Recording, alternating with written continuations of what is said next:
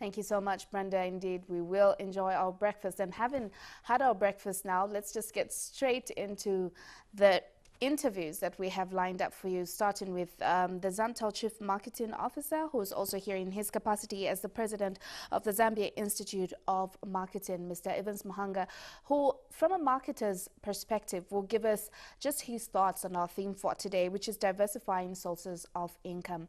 Antonio now takes it up. Good morning and welcome to Morning Live. Thank you, Antonio. How are you doing? I'm fantastic. Your weekend was good? The weekend was good. Okay. As usual, usually the weekend I work out. Okay. And Sunday I go to church. Okay. But since I'm doing a 30-day challenge with the guys who are doing aerobics mania, so the afternoon as well, I had to join them for 2 hours. So your weekend was pretty much the same with mine, which is a good thing. Yeah. Your thoughts on today's topic, especially just regarding the Zambian people. Do you think it's something that they bear in mind, that they need to have extra sources of income? Well, it's a yes and no, because it's a mixture, really. You find that there are people who really have to ensure that they have extra sources of income, but others still depend on that one job. Now, you know that in this day and era, you cannot have such kind of a strategy to live in life, because if that job is not there, in fact, the measure really is that if you lost your job today, would you actually be able to live the same kind of life that you are living maybe for the next 6 months to a year before you get into another one? So if you cannot do that, then you know that poverty is really knocking on your door. So that's why diversification is very, very important. And this is why when we say don't put all your eggs in one basket, that's what it means. Basically, you have to diversify, have extra sources of income, which sometimes we call passive income while you work, because it's important that it will help you for a rainy day. And there are various strategies and things that you can be able to do to be able to have extra income. Okay. How realistic is it for most Zambians? Well, I think it's realistic in the sense that sometimes you have to have discipline, first of all. Sometimes we feel that you can only save when you have a lot of money. I was looking backwards, actually. My first job, I used to earn 350 kwacha. Okay. Which year is that? That's just 1998. Okay. So it's not very long. 350 kwacha, and I was staying in Avondale. So all I had to do, where I was working at Zika then, I would actually go to Zambif using that same 350, buy the whole hind leg, cut it in pieces. So I'll actually give my friends, so that as if I have a butchery. So that when they get paid, they also pay me extra income. So in the first month, it looked like it was a bit difficult because I had to invest in the whole 350. But it continued like that. So some other people do chickens, for example. But what's important also is to use even your mind. For example, as a marketing person, when Samsung was coming into the country, they had to ask for my expertise. So I had a contract with them to be able to do research for them. And they were paying me a retainer every month. So what did I do? I had a passion to say, I want to do manufacturing business. So from that money, for example, I ended up buying a bottling machinery, so you have to have a plan, I think, to be able to ensure that your diversification of your sources of income can be able to work for you. Do not work on the program or plan of another person, but have your own personal goal. Because sometimes we compete when we're not supposed to compete. Because you find that this other person, you don't even know what they do. So how do you compete with them? So really, I think it's not something which is not practical. It's something that can easily be done, regardless of the level at which you are. And then you can make it grow if you are really, as I've said, disciplined in ensuring that the money that you are saving, you're putting it to good use. Okay. Yeah. Someone might argue and say one of the reasons why you're able to do that is probably because you could use your whole pay and invest it into that enterprise. But here's a young person in the current situation of the economy getting 2,000, and the whole amount goes to rentals and probably school fees, and they're saying there's no way I can save. Pretty much everything goes.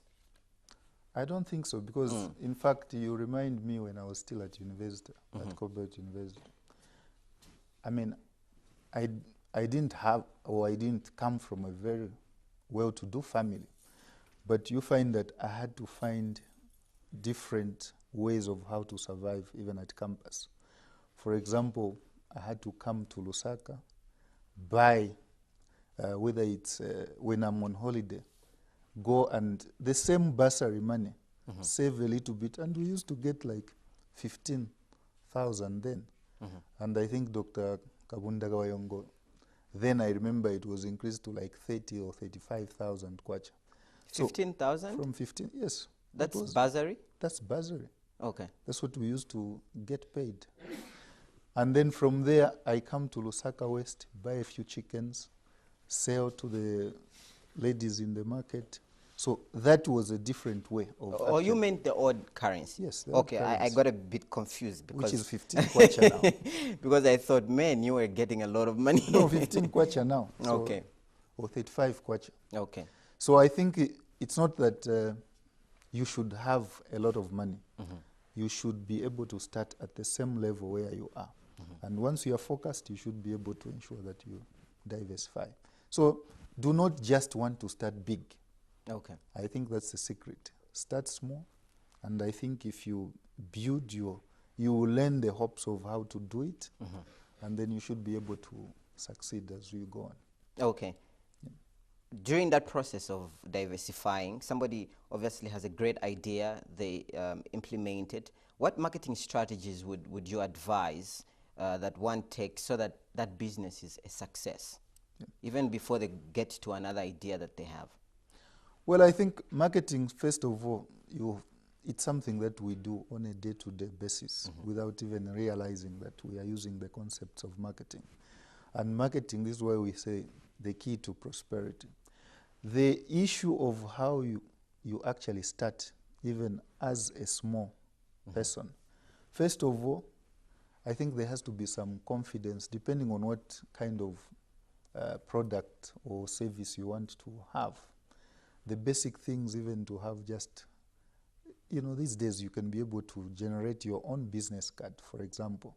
That's from a branding point of view. You want to create a business, create some letterhead of some sort.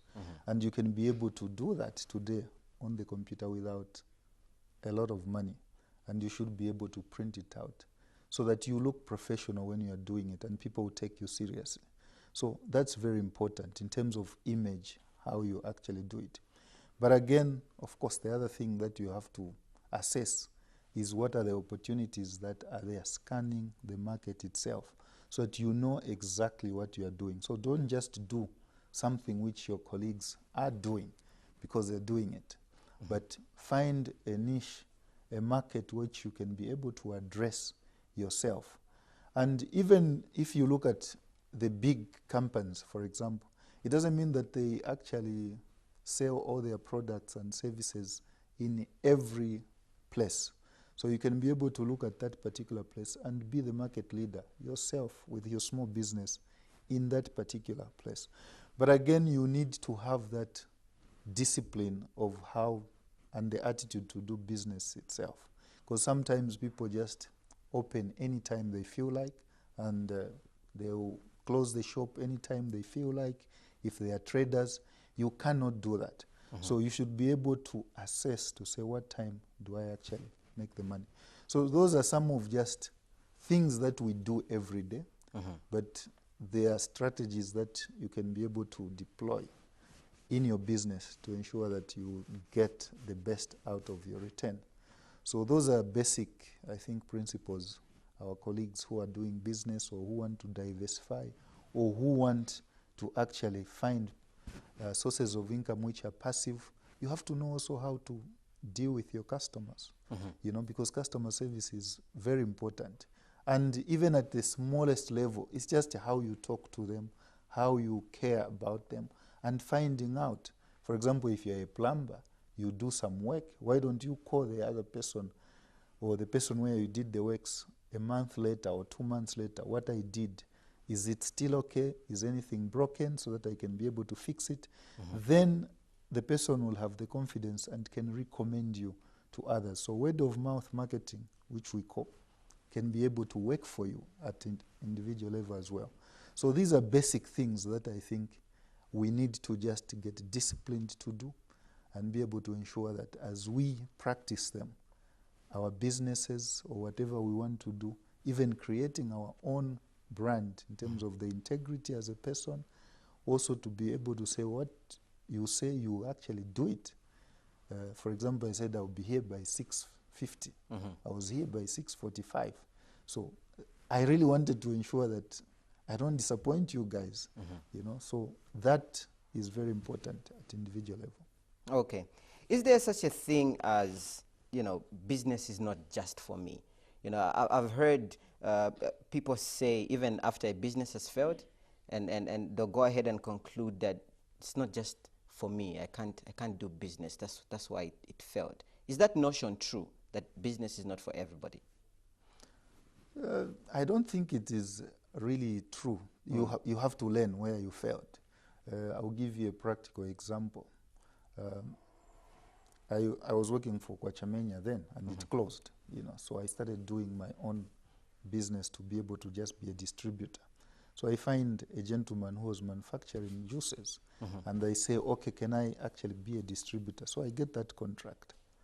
But you find that the way I started that particular business, you go in the market, the drink is not yet established, so you start giving maybe people on credit. So whether was that the right thing to do? Maybe to say, okay, let me not risk too much. I will be giving them 1 case or 2 cases at most. But I will ensure that I give more people so that I'm not messed up by just one particular person. So my risk is actually spread out. But it worked out even then. You find I had to start selling more cases. But then it's the usual thing which always, as young people say, I don't have enough capital. Because the demand was there, but there wasn't much money to be able to ensure that it goes ahead. But you find greed on the other side of the other business person I was dealing with came in, because I was buying, for example, from him at 12,000, and I was selling at 23,000 when I took to Kabwe. But because he thought now his cost was 8,000, he can also sell at 23,000.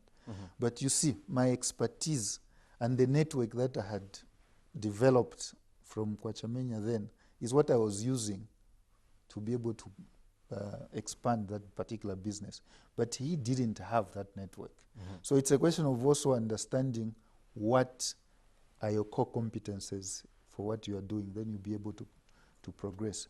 So with that hindsight, I could see that, well, I did not need to really give all these other guys on credit. Some I should have pushed for cash and stuff like that. So you have to really look at what went wrong when you started the business and learn from there and be able to move forward. Maybe you didn't even research, you just hear that, if you go to China, you bring towels, you know, you'll be able to sell. I've had people where they go to China, they bring in towels, and then they realize somebody who's trying to buy, it's not, or you get excited there, you say, I like this type of towel. Can I have this type, this type, this type? And when you come here, you realize somebody wants more boxes for that other type of towel, and you only have 10 boxes. So it means you did not do your research very well. Say, how many square meters does a smaller house, the guys who are building, or you go and research, if I brought towels, how many square meters do you need to be able to towel this whole house? So that you know what you should be able to buy in terms of the quantity. Okay. So research of the market is important. So you can fail for lack of understanding or scanning the market. Okay. And you think like you are a failure. Okay. It doesn't mean that. Very elaborate explanation there, which is very good. As we come to the close of the interview, what business idea would you give a young person like me? Well, for a young person like you, it depends. I want to start a business. What would be your advice? It bends really with your passion. You know, I think you have to look out in the environment, what is really out there, what the gaps are, what are the opportunities. Then you can be able to get that information as you research. And then you basically, if you have, as we have said, you try to save some of the money that you want. And sometimes it's not just about money. For example, the business that I started with Samsung that I'm talking about, it's a network. You see what I mean? Be able to talk to people as you work. You know, you are already creating a network. So somebody can be able to give you that opportunity without you actually investing in any money, but to use your brains and be able to raise capital now. Okay. So for me, really, it depends where you are. What kind of opportunity would you be able to do? So research much more, get the information, and then I think you should be able to make an informed decision which business you should be able to start. Okay. Looks like this week will be full of some soul searching. Thank you so much for coming through. Thank you. Okay.